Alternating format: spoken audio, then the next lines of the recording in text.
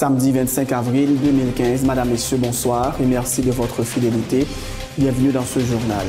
À la une de l'actualité, le 26 avril est décrété par le gouvernement Journée nationale du souvenir à la mémoire des victimes de Fort Dimanche.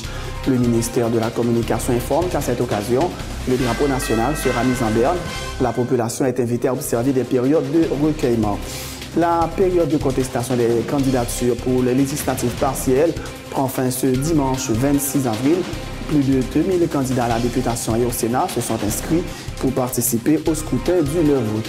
La fusion des sociodémocrates plaide en faveur de la révision du calendrier électoral. Sa présidente, Edmonde Supplice-Bozil, estime qu'il serait nécessaire d'étudier la possibilité d'organiser des élections générales.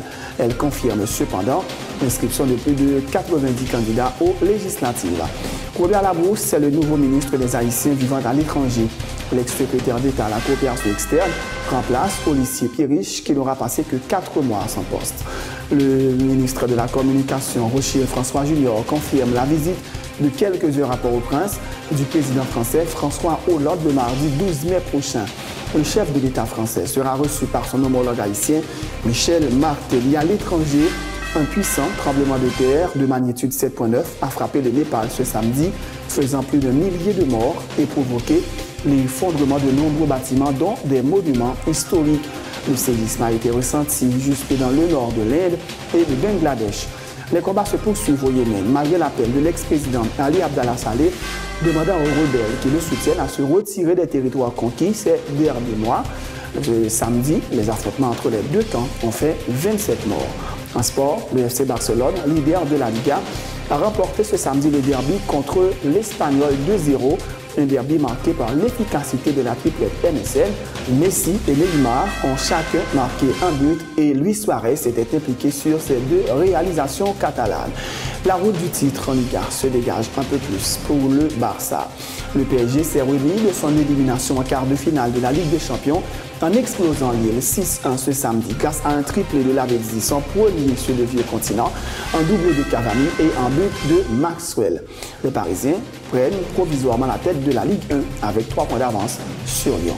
Madame, Messieurs, restez branchés pour le développement de ces titres et de bien d'autres.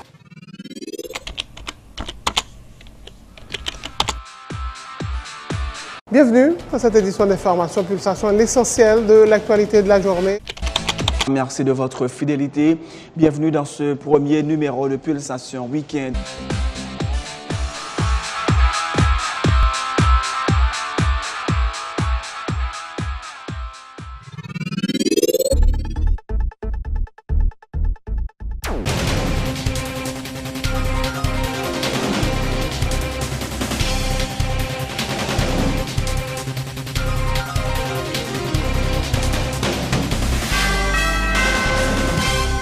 De Rocher, bienvenue dans le développement du journal en couverture par arrêté présidentiel en date du 21 avril.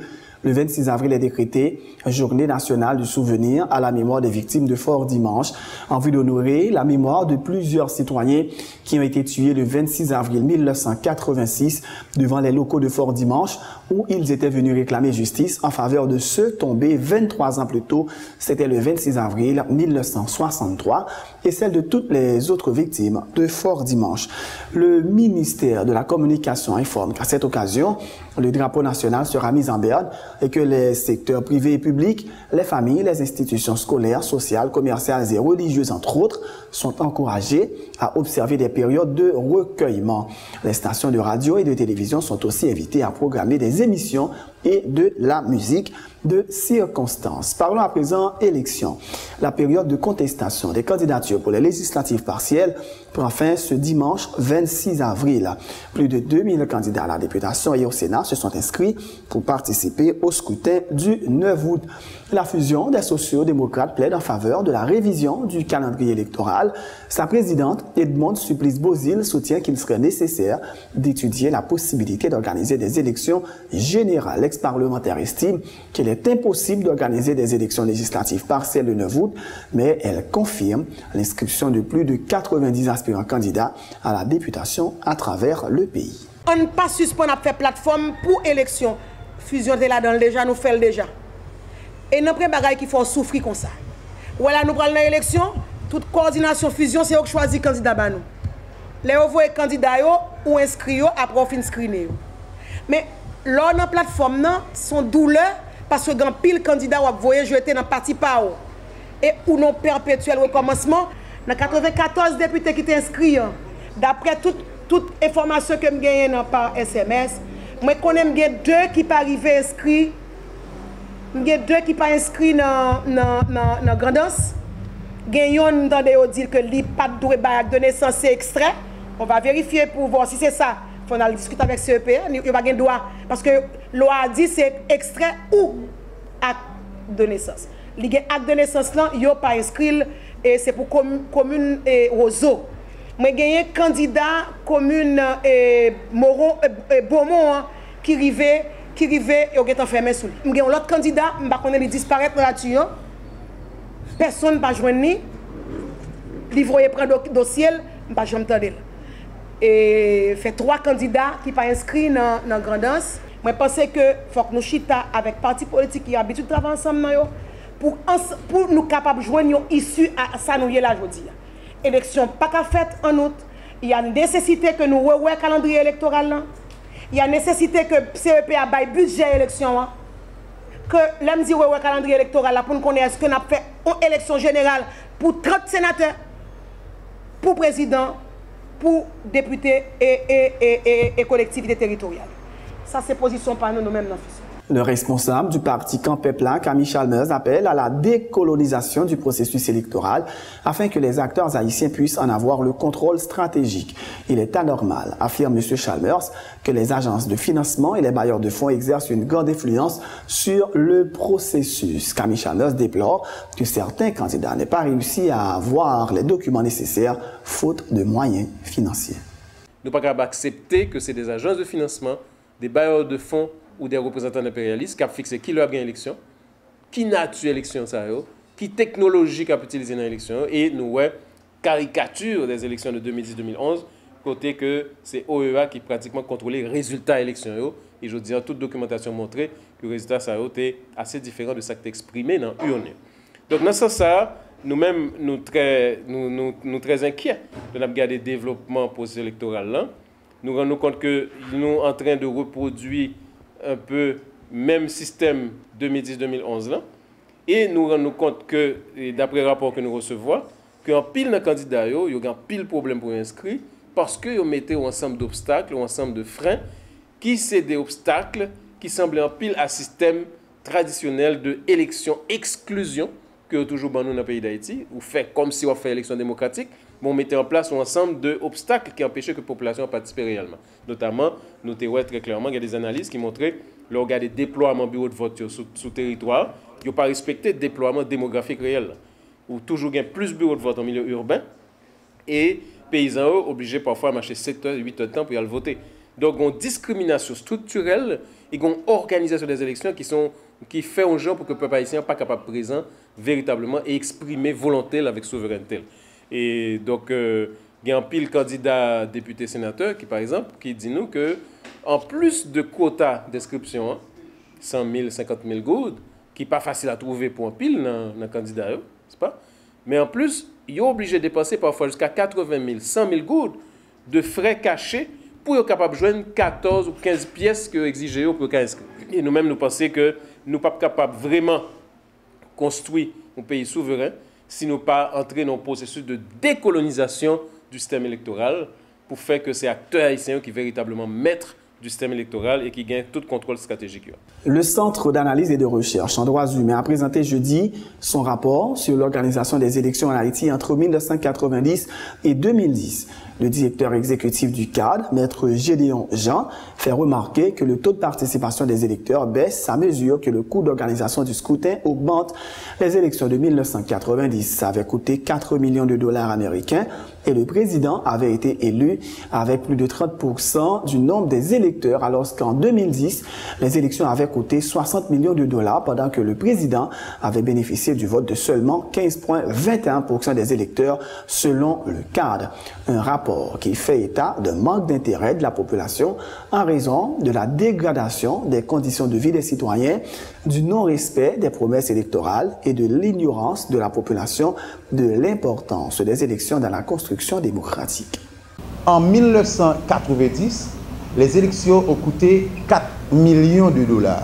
Et pour celles prévues pour l'année 2015, donc selon les dernières estimations, les dernières prévisions, si vous voulez, du Conseil électoral provisoire, c'est autour de 66 millions de dollars. En 1990, par exemple, le président a été élu avec 33,84% des électeurs. Et les dernières élections, l'actuel président a été élu avec 15,21% des électeurs inscrits. Donc la première conclusion, partielle si vous voulez, donc il y a une baisse considérable en termes de taux de participation de la population. Donc sur le plan financier, ça augmente considérablement. En revanche, en termes de participation, ça a baissé considérablement. Donc là, il y a un problème. Nous avons dans ce rapport identifié 5 facteurs. 5 facteurs.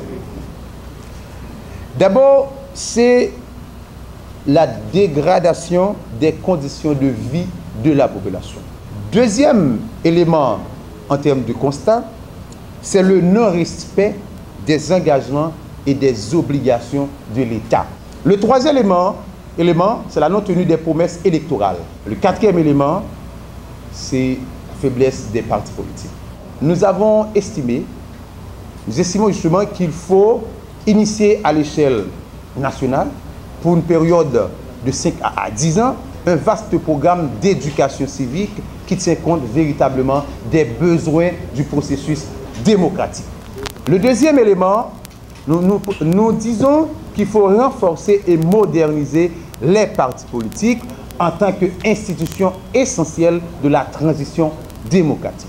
Le leader du parti Respect, Charles-Henri Becker, ne partage pas l'avis du cadre sur les raisons pouvant expliquer la baisse du taux de participation aux élections. Il dit croire que les citoyens sont en général déterminés à remplir leurs devoirs civiques, mais se heurtent souvent à des problèmes logistiques, notamment dans les villes de province où ils ont dû marcher plusieurs heures pour trouver leur bureau de vote.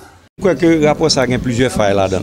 Mais il faut nous chita pour nous voir qui faille qu'il y a là-dedans. C'est clair que en pile un problème que je décris, c'est vrai, mais il y a un plus gros problème qui fait que le peuple lui-même parle voter, c'est parce qu'il y a bim bam à droite à gauche. Et puis le peuple a perdu confiance. Quand il y a un message là, c'est que là où parle voter, il a voté pour vous. Et là où voté pour vous, c'est vagabond, c'est volé, c'est contrebandier, c'est drogue dealer qui voter pour vous. Il n'y a pas voté au monde qui va venir défendre le peuple, défendre le pays. Il n'y a pas parlé de pour qui ça peuple parle voter, il y a des raisons. Moi-même, l'homme fait tout payer, moi que le peuple en parle pour la voter.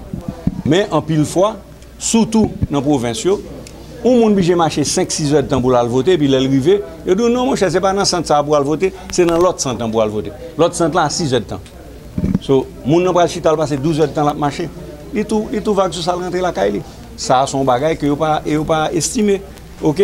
Nous-mêmes, respect, nous te proposé un bulletin générique, un procès-verbal générique, qui permettent que à 6 heures du matin, tout bureau de vote gagne tout à fait pour faire l'élection.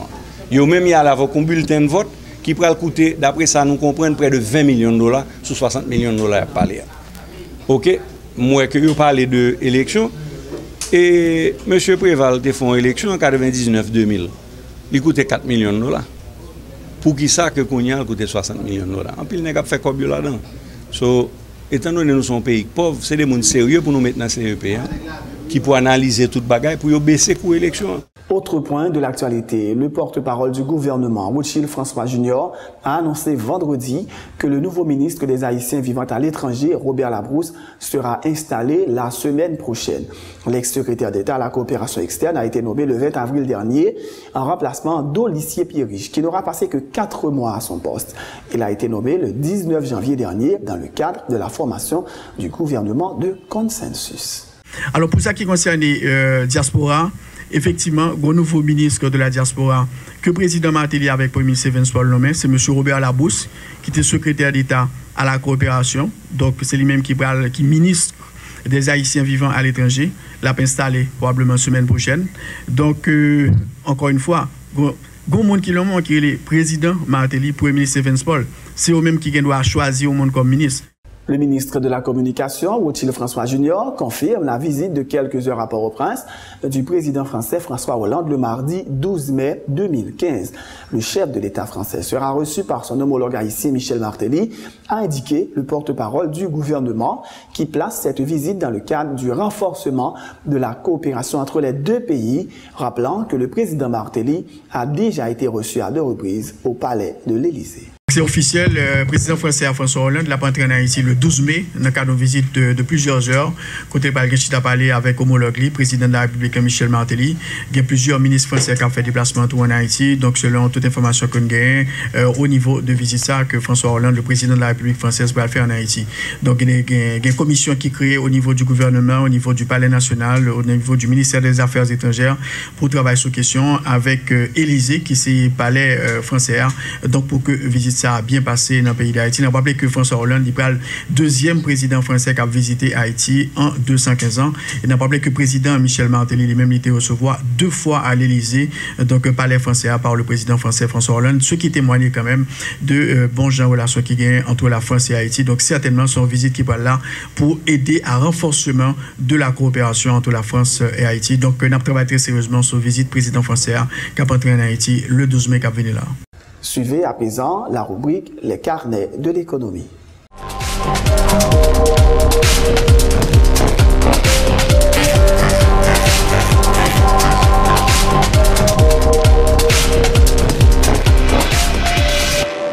Le commerce continue d'être la branche d'activité économique qui mobilise la plus forte proportion des prêts au sein des institutions de microfinance pour l'année 2014, soit environ 66% selon les résultats d'une étude qui vient d'être publiée.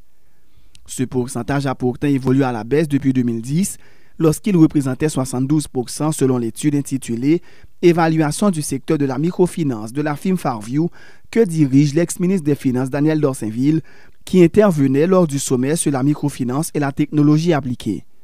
Entre 2010 et 2014, la part du crédit accordé par les institutions de microfinance à la production est passée de 2% à 11%, toujours selon la même étude. Le nombre d'emprunts a plus que doublé durant cette période, passant de 87 448 à 199 668, une augmentation de 128%. C'est la fin de ce journal, mais juste avant de vous quitter, voici le rappel des titres. Le 26 avril est décrété par le gouvernement Journée nationale du souvenir à la mémoire des victimes de Fort Dimanche. Le ministère de la Communication informe qu'à cette occasion, le drapeau national sera mis en berne. La population est invitée à observer des périodes de recueillement. Haïti Élection, la période de contestation des candidatures pour les législatives partielles prend fin ce dimanche 26 avril. Plus de 2000 candidats à la députation et au Sénat se sont inscrits pour participer au scrutin du 9 août. La fusion des sociodémocrates plaide en faveur de la révision du calendrier électoral. Sa présidente, Edmond Supplice-Beauville, estime qu'il serait nécessaire d'étudier la possibilité d'organiser des élections générales. Elle confirme cependant l'inscription de plus de 90 candidats aux législatives. Robert Labrousse est le nouveau ministre des Haïtiens vivant à l'étranger. L'ex-secrétaire d'État à la coopération externe remplace Olivier Piriche, qui n'aura passé que 4 mois à son poste. Le ministre de la Communication, Rothschild François Junior, confirme la visite de quelques heures à Port-au-Prince du président français François Hollande le mardi 12 mai prochain. Le chef de l'État français sera reçu par son homologue haïtien Michel Martelly. À l'étranger, un puissant tremblement de terre de magnitude 7,9 a frappé le Népal ce samedi, faisant plus de milliers de morts et provoqué l'effondrement de nombreux bâtiments, dont des monuments historiques. Le séisme a été ressenti jusque dans le nord de l'Inde et le Bangladesh. Les combats se poursuivent au Yémen malgré l'appel de l'ex-président Ali Abdallah Saleh demandant aux rebelles qui le soutiennent à se retirer des territoires conquis ces derniers mois. Ce samedi, les affrontements entre les deux camps ont fait au moins 27 morts. En sport, le FC Barcelone, leader de la Liga, a remporté ce samedi le derby contre l'Espagnol 2-0. Un derby marqué par l'efficacité de la triplette MSN. Messi et Neymar ont marqué chacun un but et Luis Suarez était impliqué sur chacun de ses buts. La route du titre en Liga se dégage un peu plus pour le Barça. Le PSG s'est remis de son élimination en quart de finale de la Ligue des Champions en explosant Lille 6-1 ce samedi grâce à un triplé de Lavezzi, son premier en Europe, un doublé de Cavani et un but de Maxwell. Les Parisiens prennent provisoirement la tête de la Ligue 1 avec 3 points d'avance sur Lyon. Faites ce journal, merci de l'avoir suivi. Bonne suite de programme sur Télé Pluriel.